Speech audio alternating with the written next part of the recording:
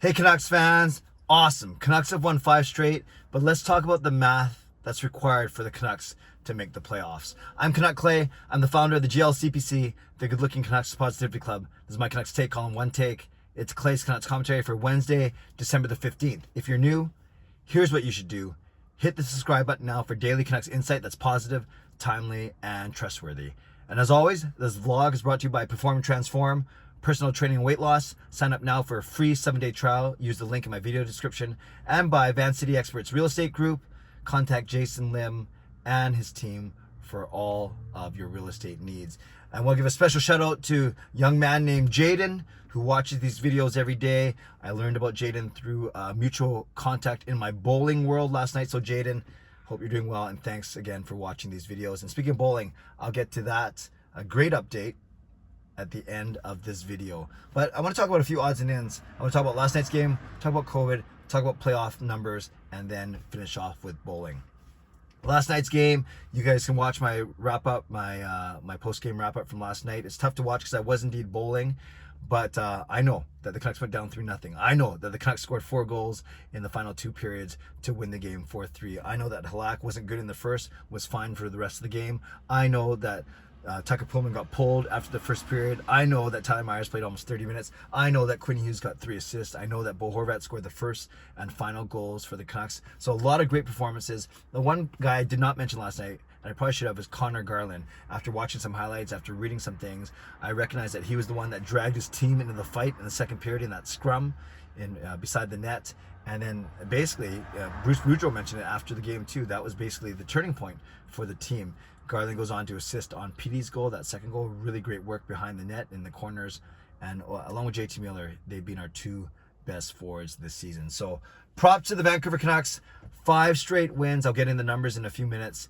And really, you can't sit there and say you knew they were going to come back. But now that we've seen it, this team is simply different. And I'll put it this way. I don't think that team comes back under Travis Green.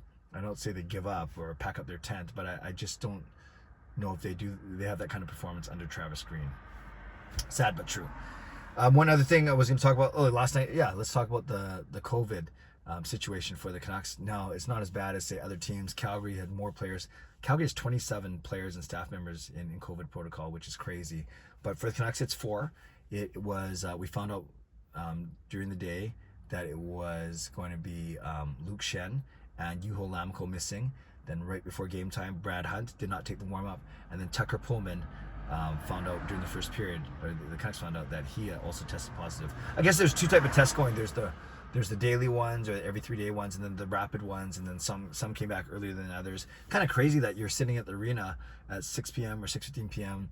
and you're not even sure if the game's going to go on. But speaking of which, shout out also to Angus. Angus won my my 8K giveaway, and he's came up from Seattle, and I'm so glad that he saw a game. It would be crazy. I just feel bad for him if he came all the way up and the game was canceled.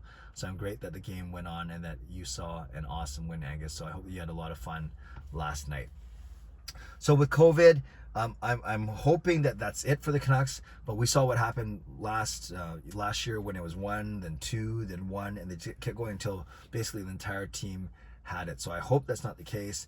This Omicron variant, symptoms not as bad, but it spreads a lot more easily. So I'm not sure which one you want, but still, you know what I mean. You don't want COVID, but I'm not sure if it's better for worse that it's the symptoms aren't bad, but it spreads a lot more easily. So we'll see what happens with the Vancouver Canucks. I know they play in San Jose on Thursday, so are they going to want to go fly there and then possibly get stuck in the States, and then they come back for games against Toronto and Arizona Saturday, Sunday.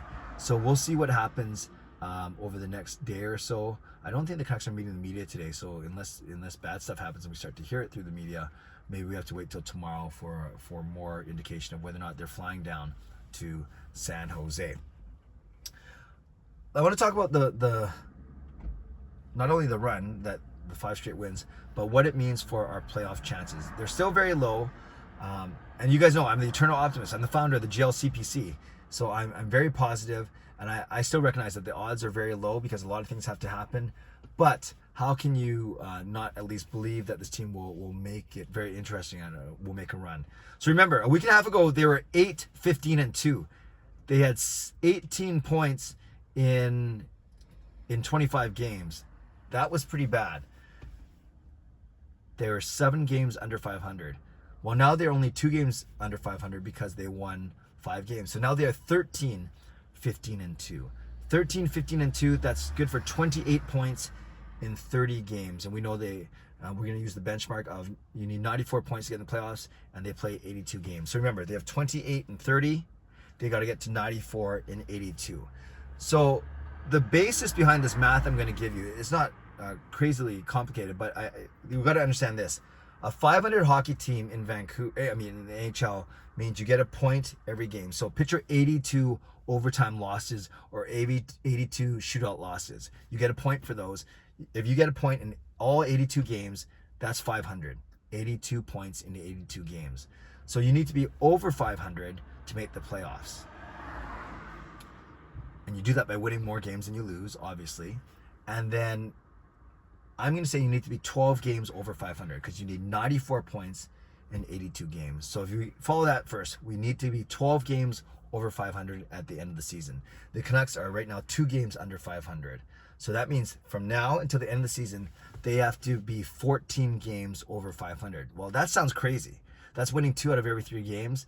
But we have just won 5 of the last 5 in a row. We've won 7 of the last 8. That is way more than 2 out of the last 3. So we have the ability to do it. We've seen that we have the ability to do it. So if we need to get to 94 points, we need 66 points in the final 52 games. 66 points in the final 52 games. There's your 14 over 500, right? 66 minus 52 is 14. So that's why I need to go 14 games over 500. I see it. Let's imagine 4 overtime or shootout losses. So that gets you 4 points. So then you still need 62 points from wins. That's 31 wins. So if you give them 4 overtime or shootout losses, they have to go 31, 17, and 4. 31 wins, 17 losses, and 4 shootout overtime losses. Basically 31 and 21. So winning 3 out of every 5 as opposed to 2 out of every 3, 60% of their games. That sounds a lot better than winning 2/3 or 66 or 67% of your games. So Canucks got to win about 60% of their games going forward. When you put it like that, that sounds doable. They've won 100% of their games in their last 5 games. Another way of looking at it, we got to get to 14 over 500, get to 500 by the end of December. They just got to go 5-3 over their final 8 games. That's doable, 5-3.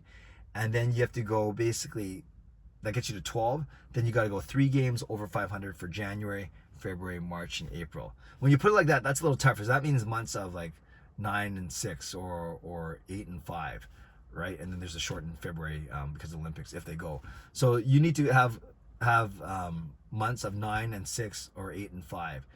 Not impossible, but to do it consistently for the final 4 months might be tricky. So of course I want to make the playoffs. Of course it's going to make for a wonderful story, but I just want to lay out the math. Between now and the end of the year, we have to go 14 games over 500 to get to 94 points. So I hope that made sense to you. I can talk a bit more math in a couple seconds when I do my bowling wrap up. One last thing I want to say about that. Some would say, sure, it would be exciting to watch a Canucks playoff run, but maybe others would say now is the time for Jim Rutherford to look at trading guys maybe before the trade deadline because their stock is going to be very high and they can help other teams with guaranteed playoff runs go deeper in the playoffs. So that's going to be something to watch as well. I'm gonna give so in the comments below, let me know when I say that math, when I say they gotta go 14 games over 500 for the final 52 games. Is that realistic to you, unrealistic, or not care? You're just having fun watching these games. Leave a comment down below and let me know. I'd love to know. Shout out to my legends, legendary Lucas Gates, legendary Andrew Chang, to my heroes, nucksfan number 29 and Just Incredible, and to my Hall of Fame members, Jens95, Sim Alexander, Chris Seifert, Adam Broomfield, Shannon Hollingworth, Carol Bovenlander, and HSM Fangirl Gaming. Thanks for your support as always, and thanks to the support of all members of all levels. You are listed in my video descriptions. If you want to become a member of the CCC Crew, press the join button underneath this or in my videos or the memberships tab on my YouTube channel. Subscribe if you'd like to, like this video if you'd like to, become a member of this channel, or upgrade if you'd like to, and leave a comment down below if you'd like to. How realistic is it the Canucks go 14 games over 500 in their final 52 games? Lastly, bowling update. Here's our last game, last day of the season. So our season was split up into 2 halves, A and B. And then they took the 4 top teams from each half to make the A side. which we didn't make, unfortunately. And then they took the remaining 10 teams, because they're 18 teams, right? So 8 teams on the A side, 10 teams on the B side. So we played against 9 other B side teams, the non-qualifiers. And last night we came in 4th out of 10, which is pretty good. Which is, we actually finished 14th out of 18 in the regular season. So that means that would equate to 6 out of 10. So we basically moved up 2 spots last night. And I like to say I contributed to it. I bowled a 184 average. I had 169. Then I went 223, 194, and then a crappy game of 148. I think my arm was getting tired. But my first 3 games were really good. 169, 223, and 194, and 148 to end off. So 2 of those games I outbowled my weight by far, which is good. That's always a good benchmark. And overall, my middle guy, Arnold, he had a really good first game, 223, then kind of tapered off after that. And then Jacob couldn't play last night. He was doing some filming for his company. So then we took his average of 216 straight across, which was pretty good.